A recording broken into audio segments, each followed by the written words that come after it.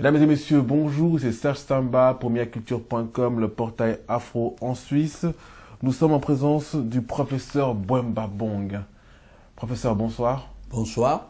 Alors, tout d'abord, on va vous présenter. Donc, vous êtes historien, vous êtes un militant, un activiste, vous êtes membre et fondateur du Cercle Samori. Bien entendu. Vous pouvez présenter le Cercle Samori, qu'est-ce que c'est en fait? Oui, le Cercle Samori est un groupe de réflexion sur la culture africaine pour la renaissance du peuple noir, qui est né à Poitiers dans les années 80 et qui a aujourd'hui des ramifications un peu partout dans le monde. Très bien. Donc nous avons un grand privilège parce que bon, vous êtes quelqu'un d'humble, c'est une qualité pour tous les grands intellectuels. Mais il faut savoir pour les mianotes que le professeur Bwemba Bong est un consultant de renommée internationale. On a le privilège de le recevoir à Genève aujourd'hui et donc on n'a pas pu résister au plaisir de pouvoir le consulter sur une question qui est très importante aujourd'hui en Afrique, dans l'actualité, c'est la crise ivoirienne. Lors d'une rencontre précédemment de cette interview, vous avez insisté pour nous expliquer qu'en fait, cette crise ivoirienne est très importante et qu'il fallait être très attentif à ce qui se passait là-bas. Pouvez-vous déjà nous expliquer en fait déjà le système de la France-Afrique, qu'est-ce que c'est? Vous savez, nous ne faisons jamais attention à l'ensemble d'un système parce que lorsqu'on prend les événements de façon isolée, on ne peut pas comprendre qu'il y a un lien entre un certain nombre d'éléments et un certain nombre d'événements qui se produisent en Afrique, ici et là. Bien. Je rappelle d'abord que la France-Afrique est née dans les années 50, ou 60 plus exactement, mais leurs racines prennent depuis les années 50, tout simplement pourquoi? Parce que la France avait des colonies en Asie, la France avait des colonies dans les pays arabes, la France a eu des colonies en Afrique noire. Et on sait que dans les années 50, la France a perdu Dien Bien Phu, d'abord, en Indochine, donc en Asie. Après, elle a eu affaire à la guerre d'Algérie. Elle a vu elle était en train de perdre les pays arabes, puisque la Tunisie était déjà hors de sa portée, le Maroc aussi. Et l'Algérie, qui avait été une colonie de peuplement, était en train de lui échapper. Il y a eu une guerre épouvantable dont tout le monde a entendu parler. Et du coup, elle a compris qu'elle allait perdre l'Algérie. Donc, elle a concentré toutes ses forces sur l'Afrique noire. Et donc, elle a commencé par le Cameroun, parce qu'il fallait absolument garder l'Afrique noire. Elle était en train de perdre le pétrole, notamment qui était ce qu'on appelle les matières stratégiques, les matières premières stratégiques, puisque elle a signé des tas d'accords de coopération, notamment sur les matières premières stratégiques. Et c'est là qu'est né donc ce phénomène qui est un véritable monstre, une pieuvre comme la mafia. Et vous savez que la guerre du Biafra, par exemple, qui a eu lieu dans les années 67, la France y était absolument impliquée, toujours pour le pétrole. Donc la France-Afrique est une sorte de nébuleuse, une sorte de mafia politique qui fait qu'elle enserre dans son étau. Aucune ancienne colonie française ne peut lui échapper. Donc c'est elle qui opère, c'est-à-dire qu'on a prononcé des indépendances fictives, nominales, mais dans la réalité, les soi-disant anciennes colonies françaises n'ont jamais accédé à leur indépendance. Donc c'est ça la France-Afrique. C'est-à-dire que la France continue de contrôler ces territoires, de les piller de la manière la plus terrible, en prétendant par ailleurs qu'elle les aide, alors que c'est l'Afrique qui continue à aider la France. Donc c'est cela le système de la France-Afrique. Et accompagné évidemment de meurtres, de crimes, parce que tous ceux qui résistent doivent passer à trépas, de vie à trépas.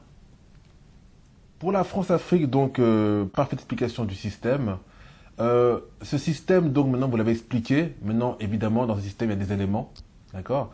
Et puis, bon, bah, il semblerait que, voilà, la crise ivoirienne d'aujourd'hui, donc, le conflit presque hors du commun. Hein. On a donc 2 présidents en Côte d'Ivoire, Laurent Gbagbo et M. Alassane Ouattara. Peux-tu nous décrire en fait ces personnages et ce qu'ils représentent dans ce système? Bien, d'abord, ce que les gens doivent... Ce qui doit attirer l'attention des gens sur la crise de la Côte d'Ivoire, c'est les éléments banaux. On n'a jamais vu en Afrique noire, pour des raisons d'élection, l'ONU qui s'installe, des menaces dans le monde, des armées qui doivent intervenir, alors que tout le monde sait que, surtout dans ce qu'on appelle, on peut appeler l'hémisphère francophone, c'est-à-dire que partout où la France continue à contrôler ses anciennes colonies, on n'a jamais vu une élection limpide parce qu'il y a toujours eu de la fraude. C'est ce qui aurait d'abord dû déjà attirer l'attention des gens et les interroger. Comment se fait-il que pour la première fois, parce qu'il y a un problème électoral où les gens contestent un résultat, on voit les Nations Unies qui envoient des troupes, qui tirent sur les populations. L'ambassadeur de France est très impliqué.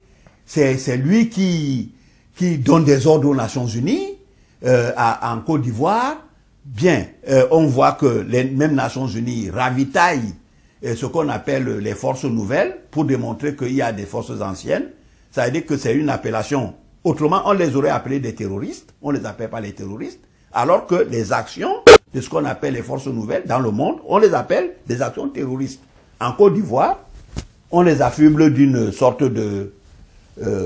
d'aura de forces nouvelles pour démontrer que c'est elles qui vont prendre la place. Évidemment, on voit déjà la projection des forces qui sont en place.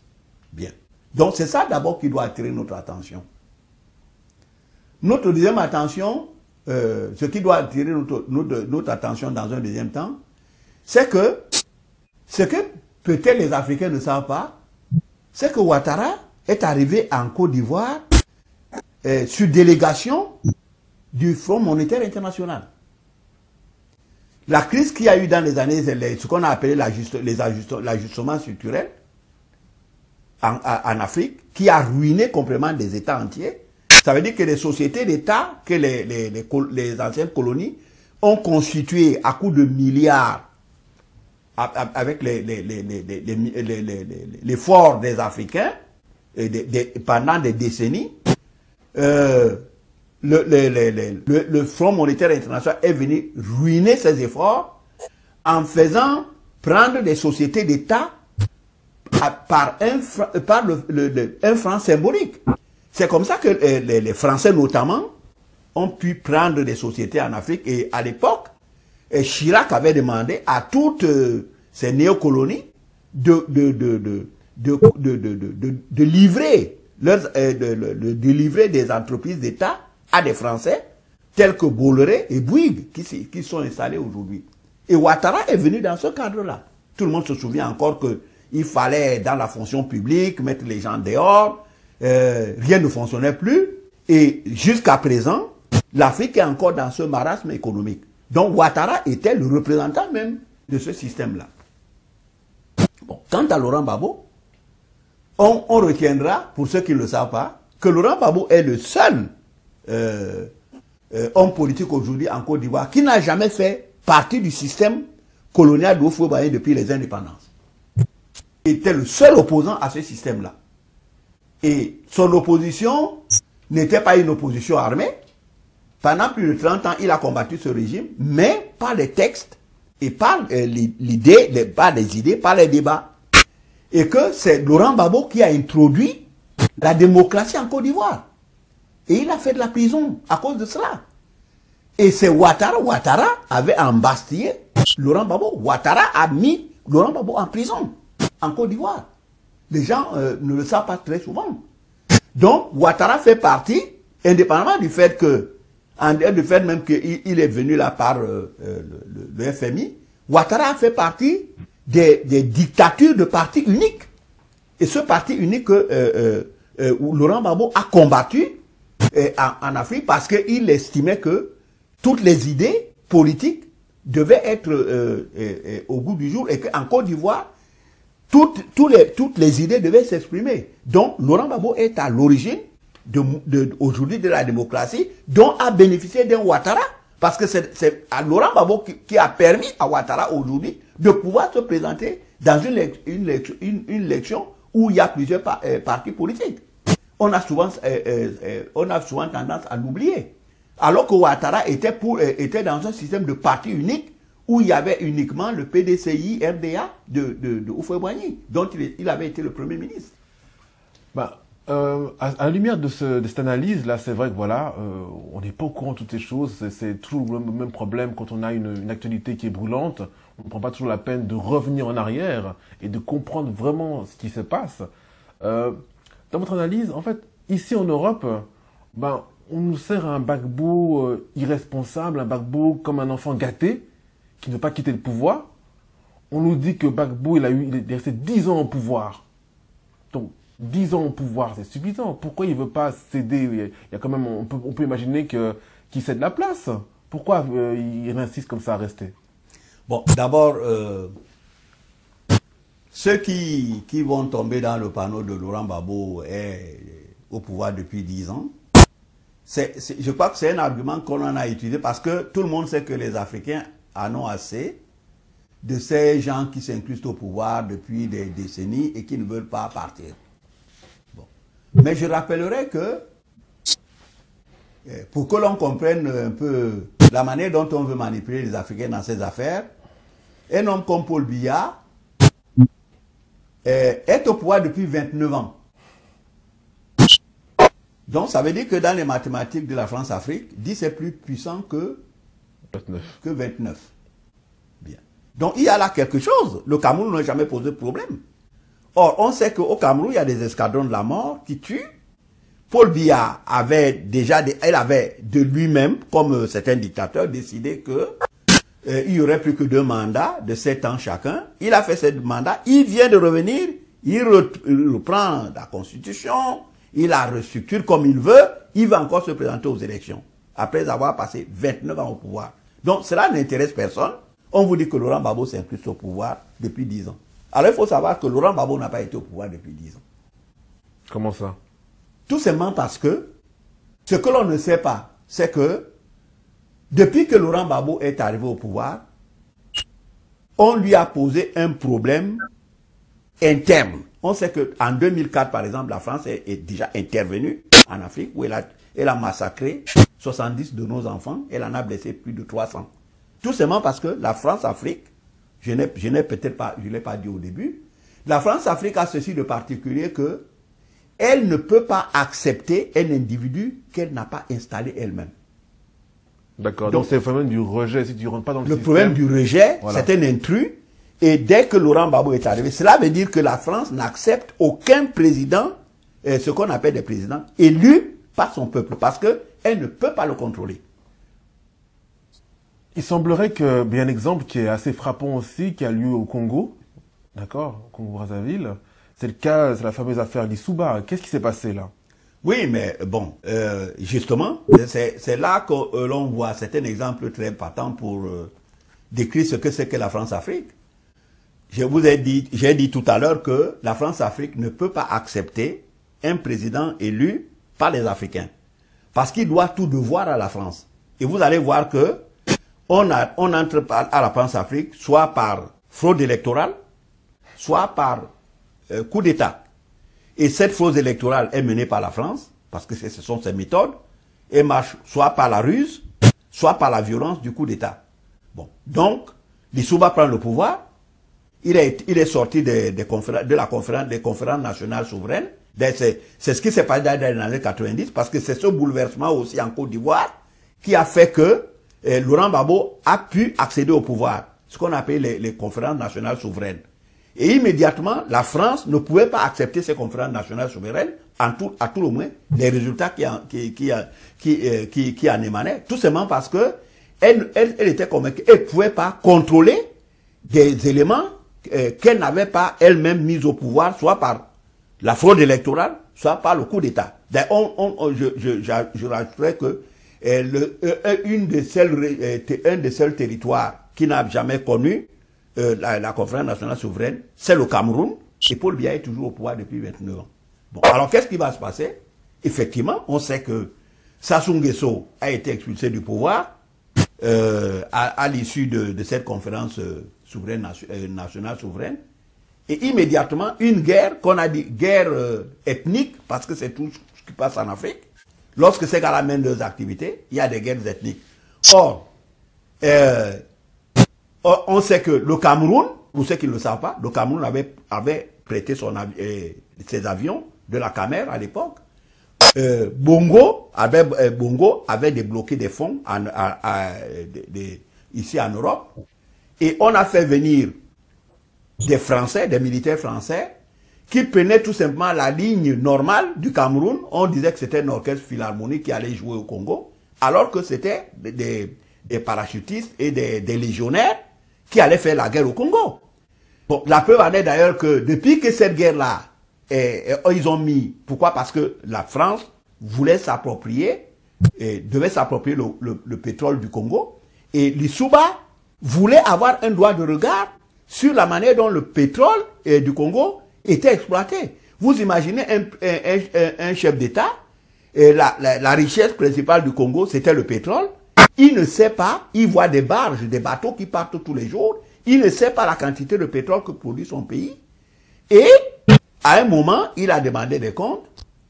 Les Français lui ont dit, Total lui a dit que le pétrole du Congo était plein de soufre, c'était du très mauvais pétrole, et qu'il ne produisait rien.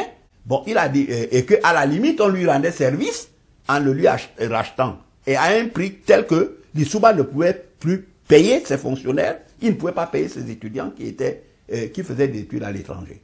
Bon, il leur a dit que cette situation ne pouvait pas durer. Ils lui ont dit que voilà, c'est comme cela, il fallait en passer par là. Alors qu'est-ce qu'il fait? Il prend langue avec Texaco, qui est une compagnie américaine, et tout de suite la France estime que il a trahi la francophonie. Voilà que la guerre éclate. Donc cette guerre éclate, les gens ont évidemment, parce que tout ce qui se passe en Afrique est tout ethnique, alors on fait croire aux gens que c'est une guerre ethnique, alors qu'en fait, c'est l'armée française qui bombardait le Congo. On tuait des enfants, on a massacré des enfants, des vieillards, et tout le monde voit aujourd'hui que depuis que l'Issouba est sorti du pouvoir et que Sassou Nguesso, qui est l'homme de la France, a repris le pouvoir, il n'y a plus de guerre. Comme par hasard. Comme par hasard. Donc c'est la France-Afrique qui était derrière et qui a mené toute cette guerre-là. Donc pour rebondir sur la situation ivoirienne, on a une situation où Laurent Gbagbo ne joue pas le jeu des Français, donc il gêne, donc une situation de trouble, donc presque guerre civile, et que si tout se passerait comme ils veulent, Ouattara est au pouvoir et là il n'y a plus de guerre. Voilà, c'est-à-dire que c'est exactement ce que veut la France. Ça veut dire que c'est la France qui installe.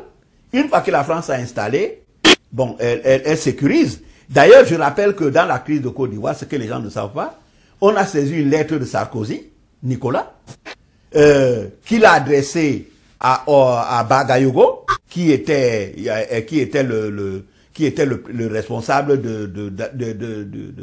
du comité électoral indépendant, qui lui demandait de frauder aux élections. Il lui disait clairement qu'il savait que Laurent Gbagbo avait gagné les élections, que mais Ouattara devait, Bagayogo devait frauder, il devait tricher, et que la France allait sécuriser la situation. Donc, c'est toujours la même chose.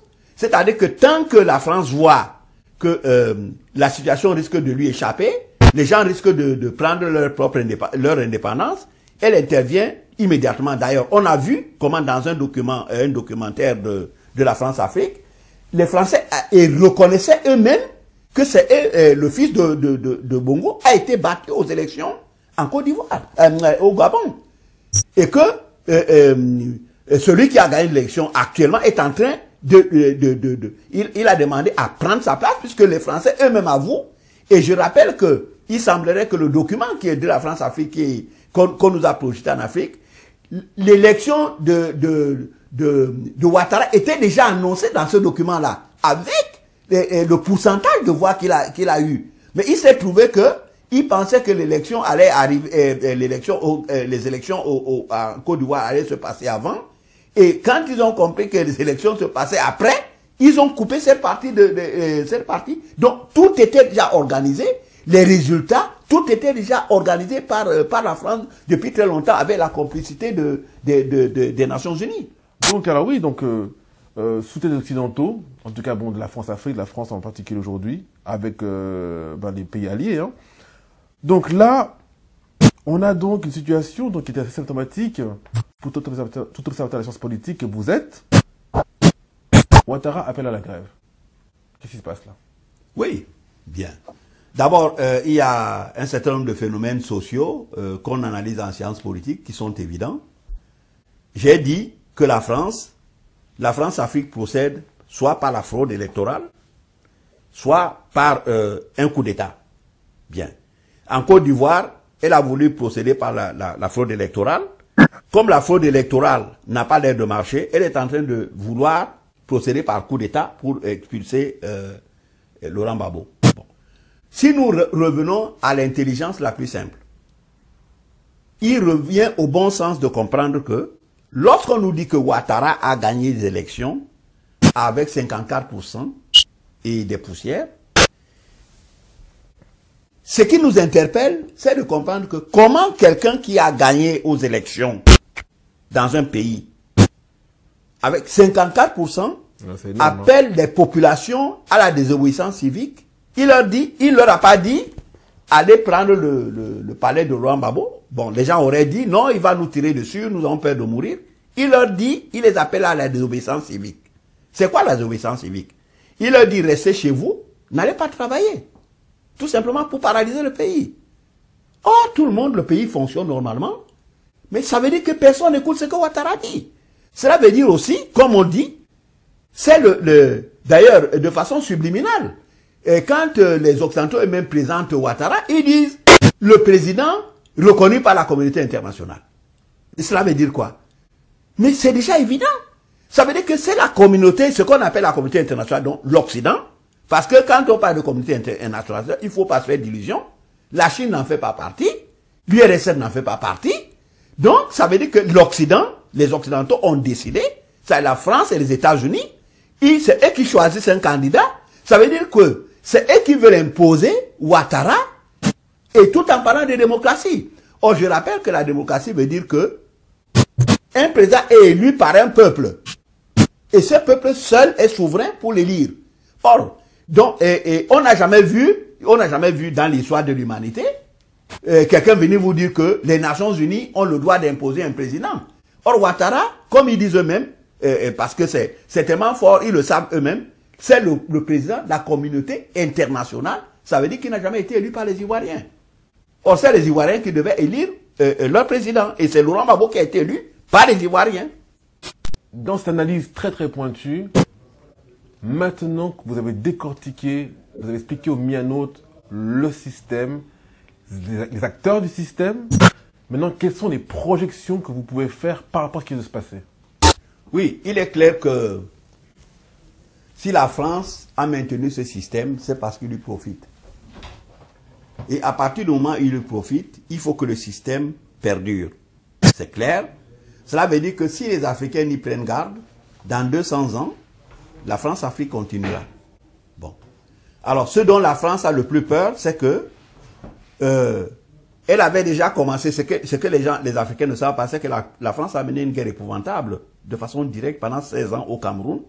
Et c'est là qu'elle a implanté, elle a d'ailleurs créé le système de la France-Afrique, où elle a déversé du napalm, une arme de destruction massive qui est interdite, et des bombardiers et tout. Donc, elle a cru qu'elle avait récupéré la situation et qu'elle avait stabilisé son royaume où elle continuait à piller les gens en prétendant que c'est elle qui aidait l'Afrique, alors que c'est l'Afrique qui l'aide. Alors, ce qu'elle craint le plus aujourd'hui, c'est que elle a compris que Laurent Gbagbo a compris le système, c'est-à-dire que Laurent Gbagbo est décidé à entreprendre, à continuer les luttes qu'il y a eu dans les années 50 pour libérer la Côte d'Ivoire, parce qu'il faut le dire, la Côte d'Ivoire n'était pas libre, l'Afrique noire dite francophone n'est pas libre, La France, c'est elle qui continue à faire la loi et continue à piller les richesses de l'Afrique. Et donc, et comprend que si Laurent Gbagbo, si la Côte d'Ivoire lui échappe aujourd'hui, selon la loi des dominos, elle est persuadée que, à terme, elle va perdre l'Afrique. Parce que d'autres territoires africains vont suivre.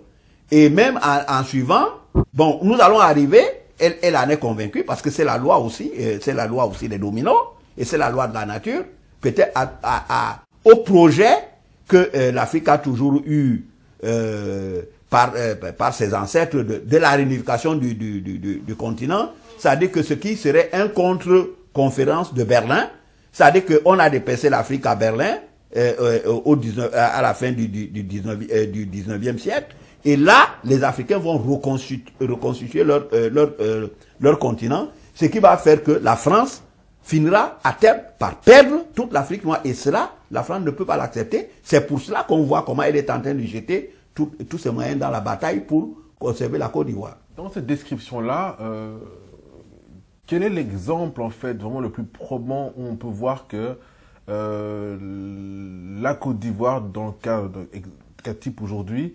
se libère progressivement, en fait, de ce joug? Oui, ce que les Africains en particulier doivent savoir, c'est que, à la vérité, je l'ai dit déjà, il n'y a pas d'État en Afrique, tout au moins en Afrique francophone. Parce que un État doit battre monnaie. La monnaie est un symbole de souveraineté d'un État. Or, on se rend compte que, non seulement, si on regarde comment l'Afrique est faite aujourd'hui, on va se rendre compte que de toute l'Afrique noire, dans toute l'Afrique noire, aucune ancienne colonie française, comme on dit, n'a fait de progrès. C'est-à-dire que les gens continuent à végéter, ils n'avancent pas. Incroyable. Seulement parce qu'ils sont dans le système CFA, qui veut que c'est la France, lorsque nous vendons nos produits, c'est la France qui prend tout le revenu et nous rétrocède ce qu'elle veut. Bon. Peux-tu donner un exemple de cette situation? Oui, mais par exemple, le cacao ivoirien, quand la Côte d'Ivoire vend son cacao, par exemple aux États-Unis, elle reçoit un chèque parce que le cacao est payé à son prix par les États-Unis.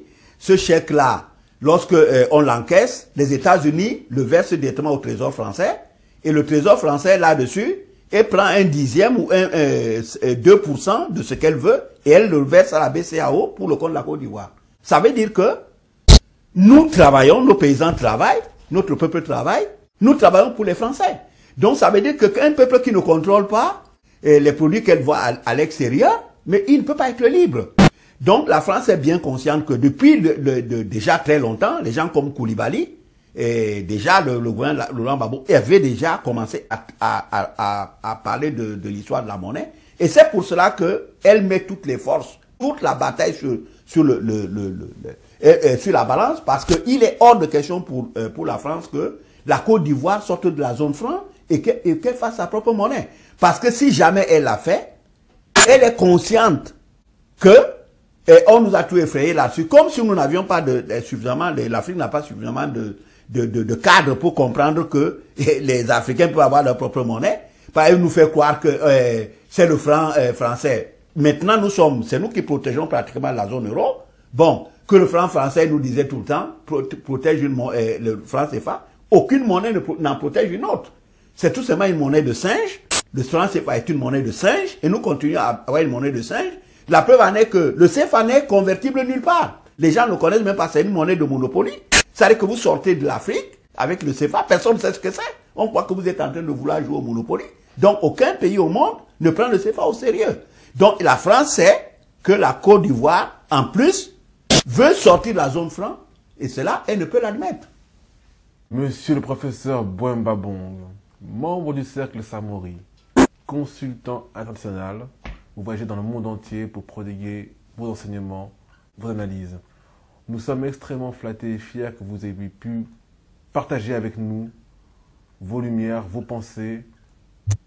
Et on souhaite sincèrement que qu'on puisse vous interviewer dans de meilleures conditions pour des analyses empreintes de positivité et de futurs meilleurs pour notre beau continent.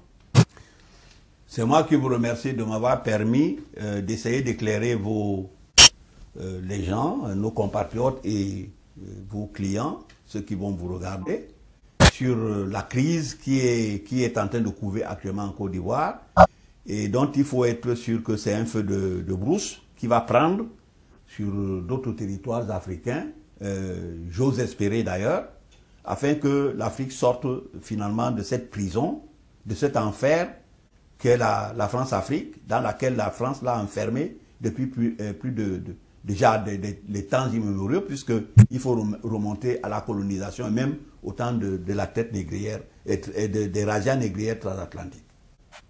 Professeur Bouen Mabong, merci. C'est moi qui vous remercie.